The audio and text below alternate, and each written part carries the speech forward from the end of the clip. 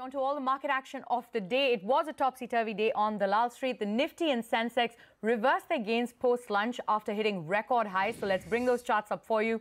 The Sensex slipped over 400 points from record highs to end over 0.5% lower. The Nifty fell close to 0.5% after hitting a record high of 11,761.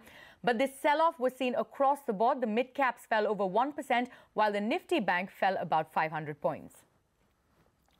The RBI is planning to come up with a new circular to tackle bad loans after the Supreme Court's verdict on the February 12th circular. Remember, the Apex Court has declared the central bank's bad loan resolution framework, which came into effect from February 12, 2018, as unconstitutional. Sources have also told CNBC-TV18 that the Reserve Bank of India will not seek a review of the Supreme Court's order. Lata Venkatesh joins us now with the exclusive details. Lata, what are you picking up? It sounds logical that the new circular should not have the elements which the court has objected to. But just to begin at the beginning, there were two options that the Reserve Bank was working with one set of legal experts saying they could go to the court and say, can we keep the circular as it is and just knock off the unconstitutional provisions or the provisions held unconstitutional, which are the bankruptcy-related clauses. That was probably restricted to just one or two clauses in that rather long circular. The other point of view was that we draft it anew with fresh suggestions of how to, tackle or how to resolve NPAs, whether any of the old S4A and SDR need to be revived or not revived. So it would be best to work afresh. There were some worries in some legal circles that will the RBI earn the court's ire by saying that we told you the circular is, unconstitutional and you yet go and redraft? Then the legal opinion that appears to have prevailed is that no, you could draft an order clearly stating in the preamble that we are omitting these provisions because the court has given the verdict that it is unconstitutional. So it could be made clear upfront in a press release or in a statement, and therefore work has already begun on a new circular. But I was not told whether it's halfway through, whether only the first paragraph is written, or whether the element it's clear that consultations and discussions have begun. Of that we are very sure. We don't know how much is written.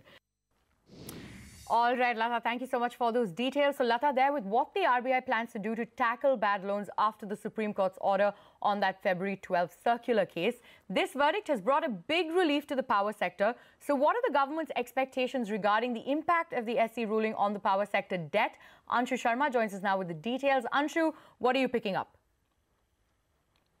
That's right. There are about 34 power projects which are part of the non-performing assets, and of 34 power projects, about 7 power projects have been resolved under Shakti, and 9 power projects were under various stages of insolvency and bankruptcy court. Now we understand from Power Ministry officials that scrapping of Reserve Bank of India's February 12 circular will give some time to resolve these power assets. We also understand that immediate impact will be on 12 to 15,000 megawatt of commissioned power capacity, which is part of the 34 power projects. Now we also understand that the scrapping of RBI circular will give banks freedom of choice to decide on mode which they plan for resolution of these assets. Now remember that these power projects were stuck because of inadequate coal supply, as well as insufficient power purchase agreements and delay in payment to DISCOMs. Now most of the issues have been resolved by the cabinet in terms of it has approved a group of ministers' pointers which were approved by the high-level empowered committee which was meant for resolving issues of the power plants. Now we'll have to see how soon these actions are taken. It's a relief for the power sector as of now, but analysts still remain conscious that this may turn negative for the power sector. Back to you. All right, Anshu, thank you so much for taking us through those details. Now, the Monetary Policy Committee meeting has begun and a decision on the key policy rates will be out tomorrow. The clamour for a rate cut is growing and 100% of the market participants and economists polled by CNBC-TV18 are expecting a 25 basis point cut to the repo rate tomorrow. Ritu Singh is here with the details of the Monetary Policy Survey. Ritu? It looks like the Reserve Bank of India is set to cut rates for the second consecutive time, given the continued downward surprises on retail inflation front, broadly anchored commodity prices, subdued domestic growth indicators, and a benign global monetary policy backdrop. Now, all the respondents to the CNBC-TV18 poll expect a 25 basis point rate cut from the MPC in its first bi-monthly monetary policy. 60% of the respondents, in fact, go on to say that including the April policy, the RBI will cut repo rates by 50 basis points through the calendar year, and a handful even expect rates to be cut by 75 basis points in 2019. On the growth front, the respondents largely expect the projections to be lowered. This is because of the high-frequency indicators continuing to point towards a cyclical slowdown and lower private consumption, which is likely to keep domestic growth muted. Now, 73% expect the 7.3% forecast for Q3 FY20 as well as the 7.2 to 7.4% range for the first half of FY20 to be lowered.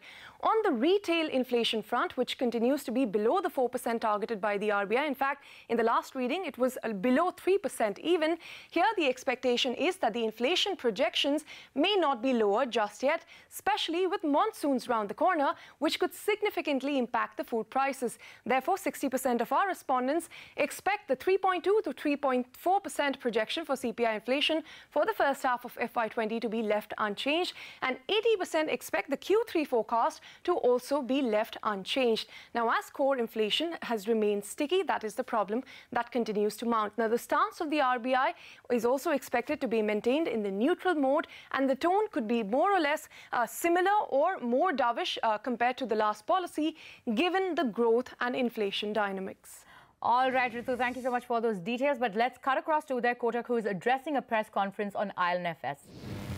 Having significant responsibility for what is probably amongst the largest challenges to public funds, we felt it was important to come and share with you today. But before I go there, I wanted to take this opportunity to introduce my colleagues around and also some specific developments in that context. So on my left is Mr. Vineet Nair. Vineet, as you know, on October 4 was appointed as Executive Vice Chairman and Managing Director. And I'm happy to report to you that effective today at today's board meeting, Vineet is now Executive Vice Chairman of the company. And my colleague on my right, Mrs. Rajan, who was on the board for the first 6 months in capacity as non-executive director, effective today has been appointed as Managing Director of IL&FS. So Rajan here with me. On Mr. Rajan's right is Mr. Vijay Kumar, who was appointed a few months ago as Deputy Managing Director. And it is heartening for me to now see that over the last few months, we have now actually got a solid management team which is being put in place to manage the whole resolution process and the framework in the context of IL&FS. I'm also happy to report back to you that in addition to the full-time board members, which are three, which is Mr. Vineet Nair as Executive Vice Chairman, Rajan as Managing Director, and Mr. Vijay Kumar as Deputy Managing Director. I have also the opportunity to introduce to you what we have created internally as the operating committee at IL&FS, which looks after the entire group. Therefore, the other members which you see here are the members of the operating committee. These colleagues have been actually running the operating management of IL&FS under the full-time board members and of course the guidance of the overall board. Therefore, on Vineet's left is Mr. Shivraman. Mr. Shivraman is the Chief Operating Officer and who joined IL&FS in the month of December. in the month of December, and is now responsible for the overall operational functions as well as significant resolution process which we are running at this point of time. On Shivraman's left is Mr. Kaushik Modak. Kaushik is the CEO of IL&FS Financial Services, which has been quite a bit in the news. So I'm sure there is a lot which Kaushik may have to, or Kaushik's business may have to share. So I'm sure that Kaushik will be able to throw some light on some of the issues which are concerning IL&FS Financial Services. On Kaushik's left is Ashwini. Ashwini is responsible for the entire energy vertical as the CEO of the energy vertical, which includes power, both thermal, wind, solar, and also takes broader responsibility for a whole host of things in the operating committee. And on my extreme right, Mr. Dilip Bhatia. He is Mr. Roads and Transportation, and therefore is responsible for a very large part of the IL&FS portfolio in roads and transportation. So one of the purposes of today was to present to you the significant progress we have made in creation of a management team from the board down into the whole IL&FS situation. And as you know, I continue to be the non-executive chair. And as the management takes more and more charge of this, we will be able to report to you more frequently from management as media. And with that, we have now got a small presentation on in a way, it's a report card of the last 6 months of what has happened in terms of progress at IL&FS.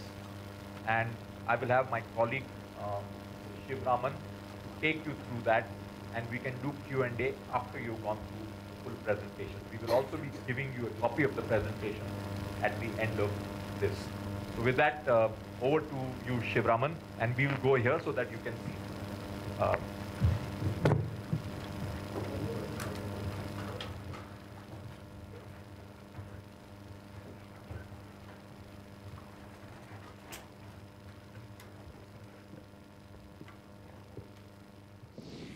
So that's Uday Kotak there presenting the management team at IL&FS and saying that there is a solid management team which is managing the entire resolution process. So on that note, let's go back to our election coverage. Mugdha Warrior caught up with Sadananda Gowda, the Minister of Statistics and Program Implementation. He is fighting the elections from Udupi and Chikmagalur.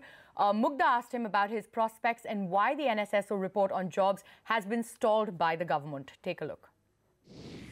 Practically, the Congress people have no issues to go for the elections because the criticism itself is a what you call the issues for the Congress people.